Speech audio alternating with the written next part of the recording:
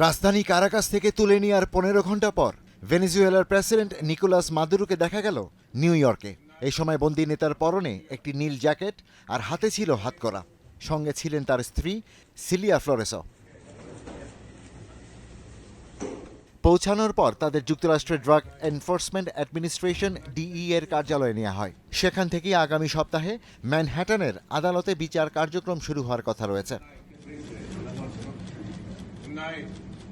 মাদুরোকে যুক্তরাষ্ট্রে গ্রেপ্তার করে নেওয়ার পর আন্তর্জাতিকভাবে তার ভবিষ্যৎ নিয়ে শুরু হয় আলোচনা। এখন তাকে মাদক ও অস্ত্র পাচার ও মানবাধিকার লঙ্ঘনের অভিযোগের মুখোমুখি হতে হবে। আইনজীবীরা মনে করছেন মাদুরোর কঠোর শাস্তি হতে পারে যদি প্রমাণিত হয় যে তিনি এই অপরাধগুলোতে সরাসরি জড়িত। তবে আদালতের সিদ্ধান্তের উপর নির্ভর করবে তার সাজার প্রকৃতি ও মেয়াদ। সাধারণত যুক্তরাষ্ট্র সরাসরি নিকোলাস মাদুরোকে সাজা দেওয়ার এখতিয়ার রাখে না।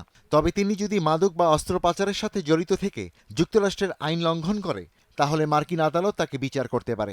বিচারে দোষী প্রমাণিত হলে সর্বোচ্চ সাজা হতে পারে অমৃত্যু কারাদণ্ড।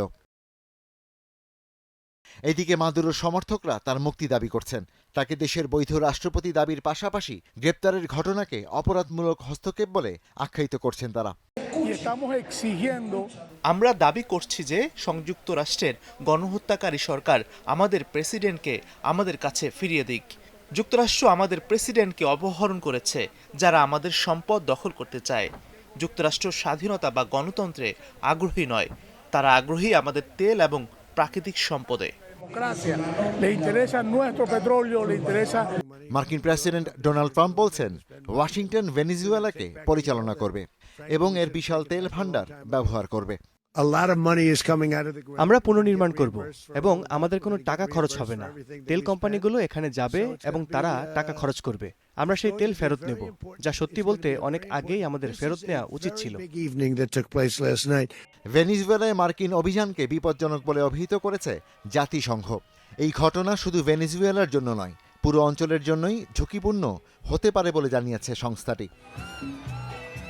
ভেনেজুয়েলায় মার্কিন হামলা এবং মাদুরোর আটকের তীব্র নিন্দা জানিয়েছে চীন।